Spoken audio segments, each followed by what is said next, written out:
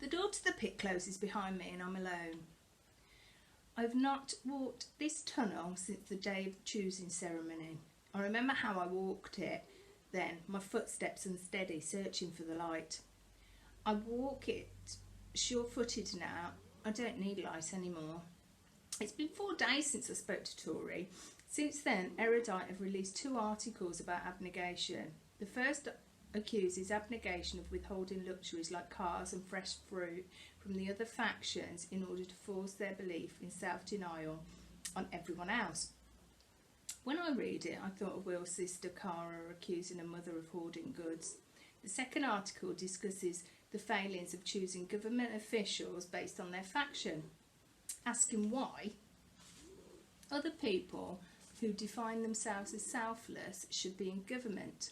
It promotes a return to the democratic elected political systems of the past.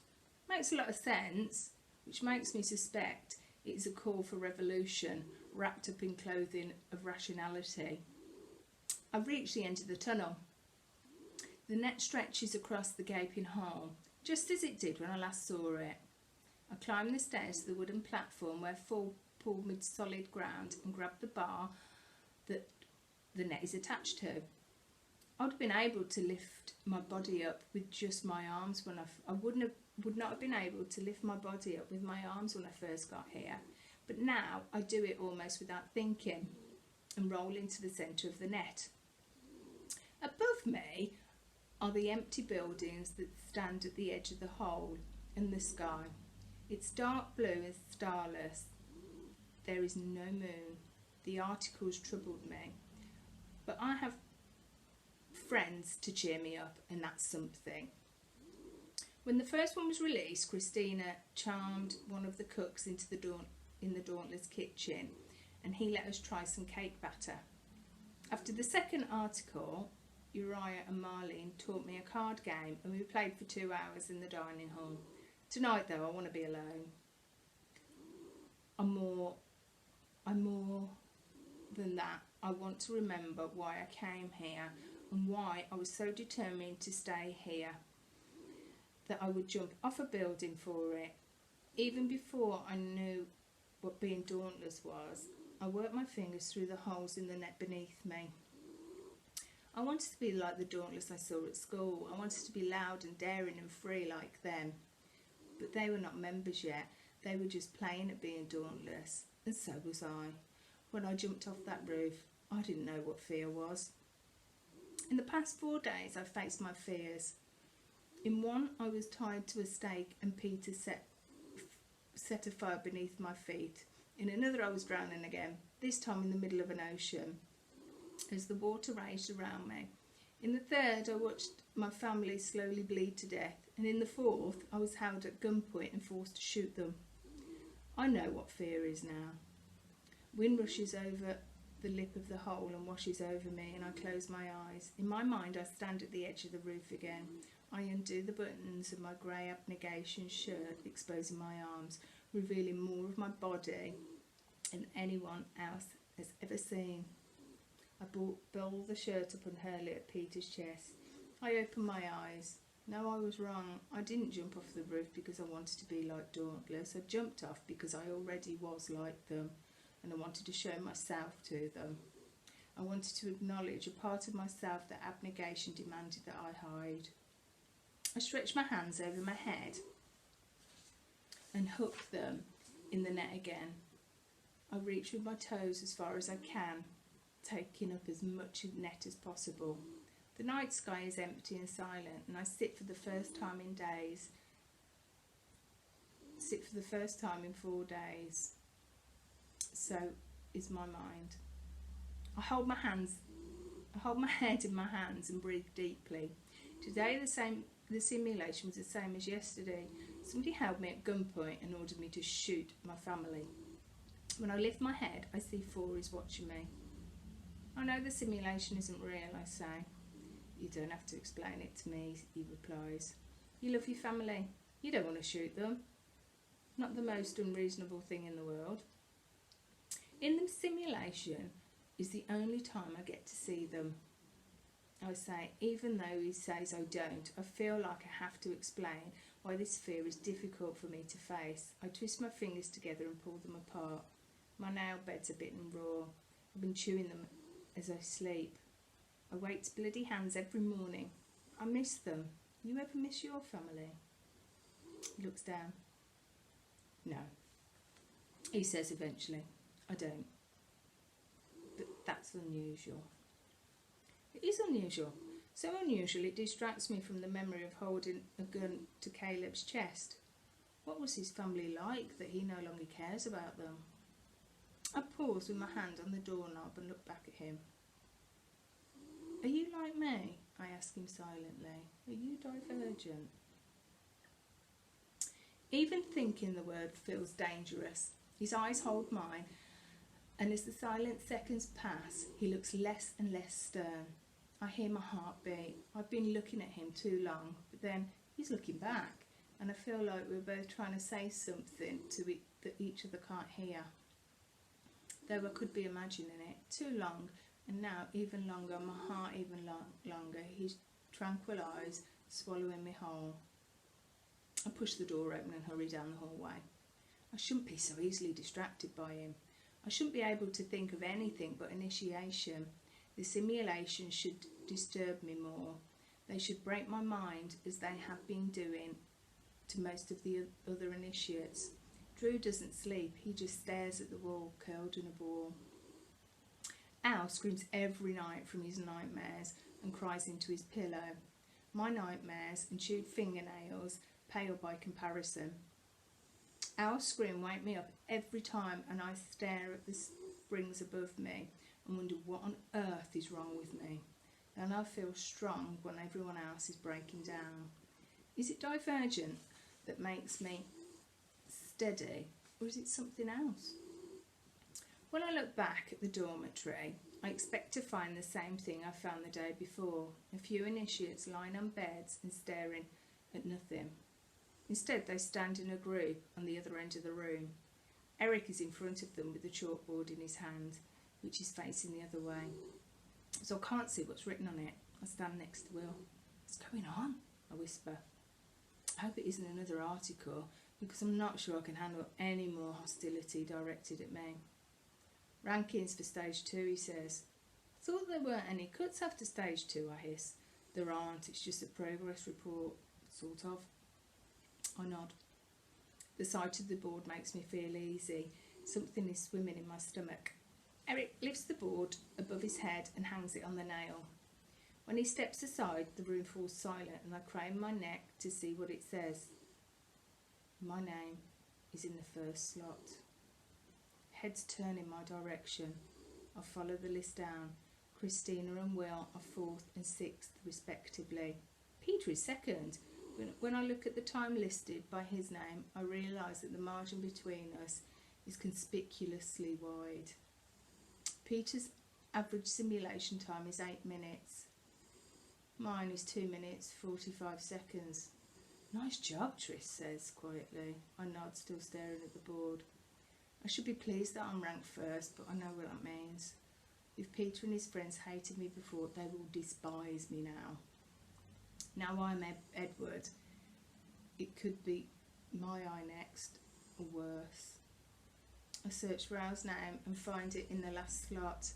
A crowd of initiates break up slowly, leaving just me, Peter, Will and Al standing there. I want to console Al.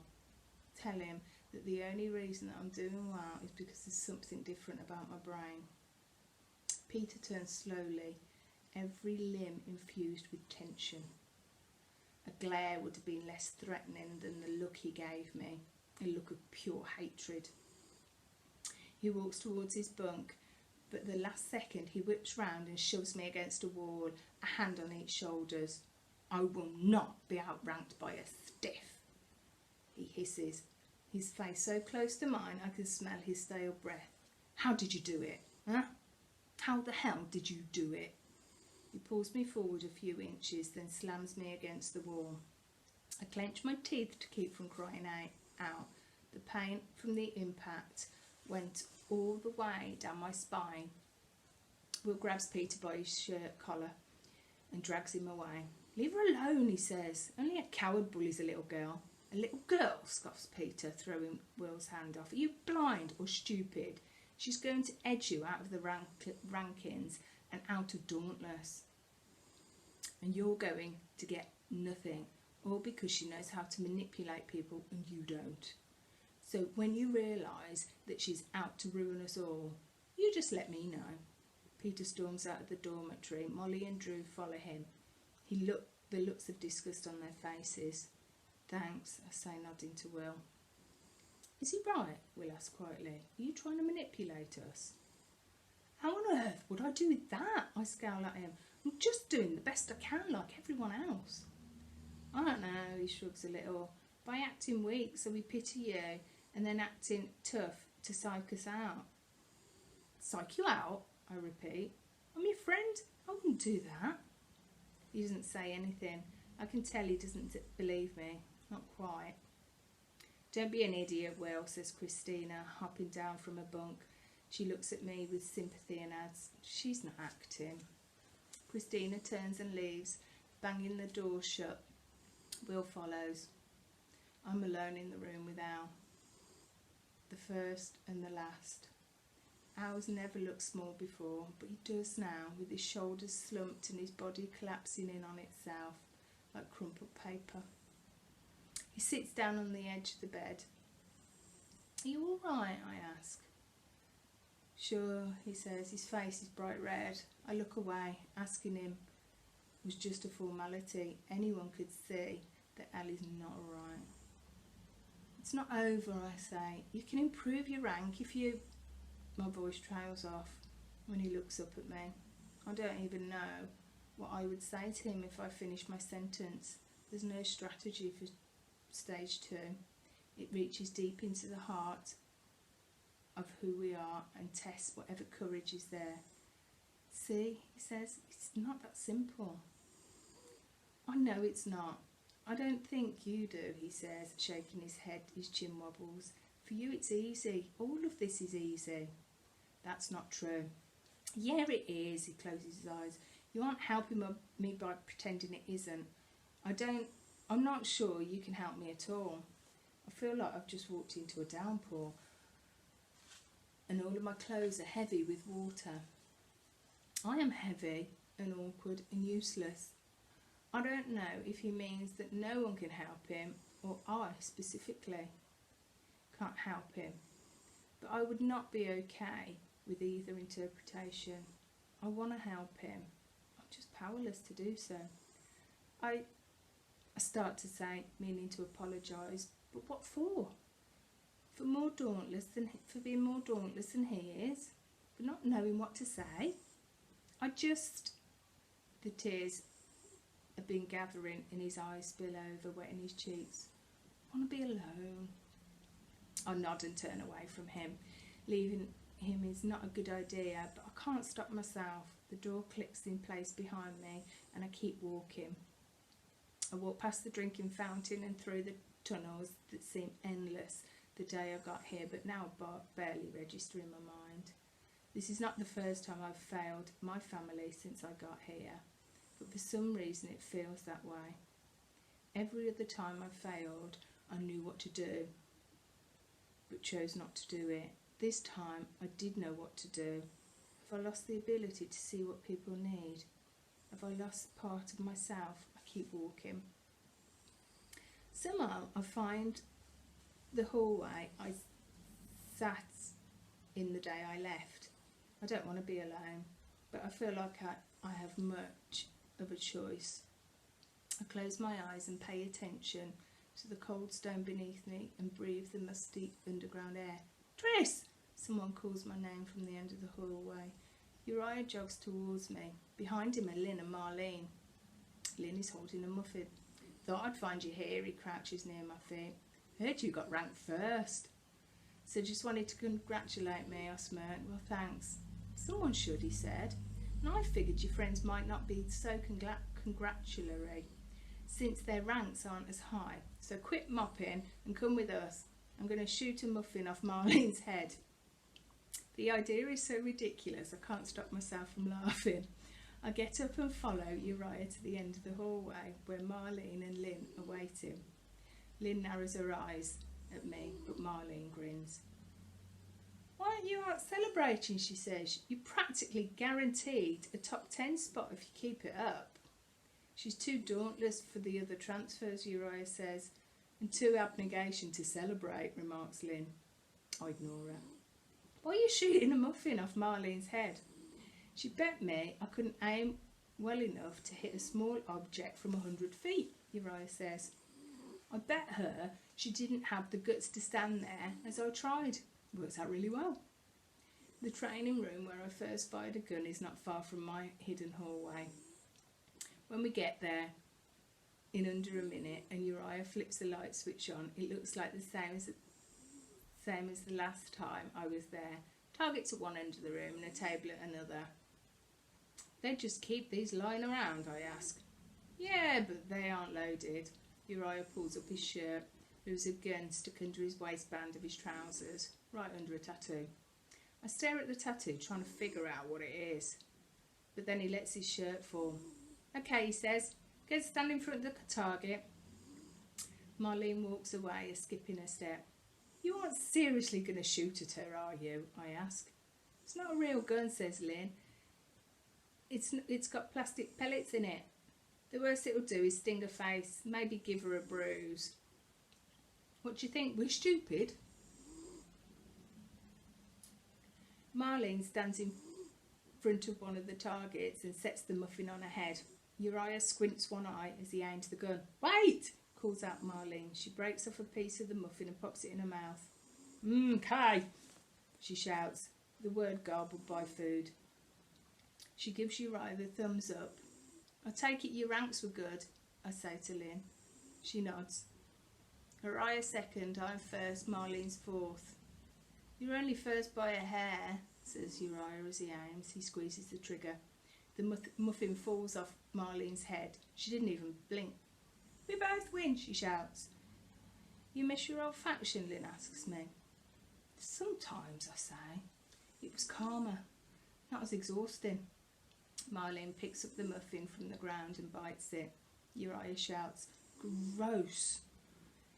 Initiation's supposed to wear us down to who we really are. That's what Eric says anyway, Lynn says. She arches an eyebrow. 4 says it's to prepare us. Well, they don't agree on much, I nod. 4 told me that Eric's version of Dauntless is not what it's supposed to be, but I wish he would tell me exactly what he thinks the right version is. I get glimpses of it every so often, the Dauntless cheering when I jumped off a building, the net of arms that caught me after zip-lining, but they aren't enough. Has he read the Dauntless Manifesto? Is that what he believes in ordinary acts of bravery? The door to the training room opens. Shauna, Zeke and 4 walk in just as Uriah fires another target. The plastic pellet bounces off the centre of the target and rolls along the floor. I thought I heard something in here, says 4. Turns out it's my idiot brother, says Zeke. You're not supposed to be in here after hours. Careful or 4 will tell Eric and then you'll all be scalped. Uriah wrinkles his nose at his brother and puts the pellet gun away. Marlene crosses the room, taking bites of a muffin, and 4 steps away from the door to let us file out. You wouldn't tell Eric, says Lynn, eyeing 4 suspiciously. No, I wouldn't, he says. As I pass him, he rests his hand on top of my back to usher me out, his palm pressing against my shoulder blades. I shiver. I hope he can't tell. The others walk down the hallway, and Uriah shoving each other. Marlene's splitting her muffin with Shauna. Lynn marched in front. I should follow them. Wait a second, 4 says. I turn to him, wondering which version of 4 I'll see now. The one who scolds me or the one who climbs Ferris wheel with me. He smiles a little, but the smile doesn't spread to his eyes, which looks tense and worried. You belong here, you know, he says. You belong with us. It'll be over soon, so just hold on, okay? He stretches behind his ear and looks away, like he's embarrassed by what he said. I stare at him. I feel my heartbeat everywhere, even in my toes. I feel like doing something bold, but I could just as easily walk away. I'm not sure which option is smarter or better. I'm not sure that I care. I reach out and take his hand. His fingers slide between mine. I can't breathe. I stare at him and he stares down at me. For a long moment we stay that way.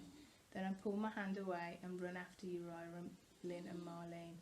Maybe now he thinks I'm stupid or strange, or maybe it was worth it.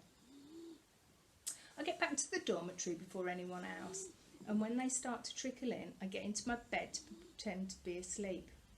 I don't need any of them, not if they're going to react this way when I do well.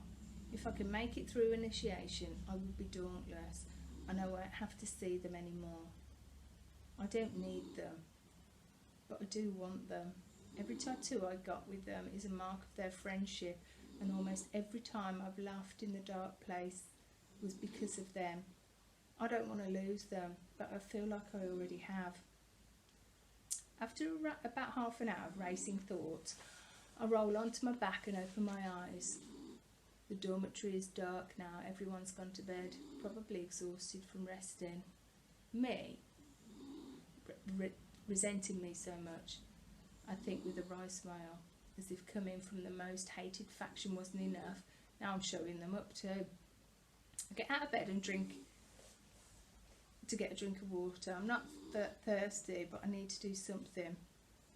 My bare feet make sticky sounds on the floor as I walk, my hands skimming the wall to keep my path straight. A bulb glows blue above the drinking fountain. I tug my hair over my shoulder and bend over. As soon as the water touches my lips, I hear voices at the end of the hallway. I creep closer to them, trusting the dark to keep me hidden. So far, there haven't been any signs of it. Eric's voice. Signs of what? Well, you wouldn't have seen much of it yet, someone replies, a female voice, cold and familiar, but familiar like a dream, not a real person. Combat training shows you nothing. The simulations, however, reveal who the Divergent rebels are, if there are any. So we will have to examine the footage several times to be sure. The word Divergent makes me go cold. I lean forward, my back pressed to the stone, to see who the familiar voice belonged to. Don't forget the reason I had Max appoint you, the voice says. Your first priority is always finding them. Always. I won't forget. I shift a few inches forward. I'm still hidden. Whoever that voice belongs to, she's pulling the strings. She's responsible for Eric's leadership position. She's the one who wants me dead. I tilt my head forward, straining to see them before they turn the corner. Then someone grabs me from behind. I start to scream, but a hand clamps over my mouth. It smells like soap and it's big enough to cover the lower half of my face. I thrash, but the arms holding me are too strong, and I bite down on the fingers. Ow! A rough voice cries, shut up and keep her mouth covered. The voice is higher than the average male's, and it's clearer. Peter. A strip of dark cloth covers my eyes, and a new pair of hands ties it to the back of my head.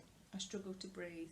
There are at least 2 hands on my arms dragging me forward, and one on my back, shoving me in the same direction, and one on my mouth.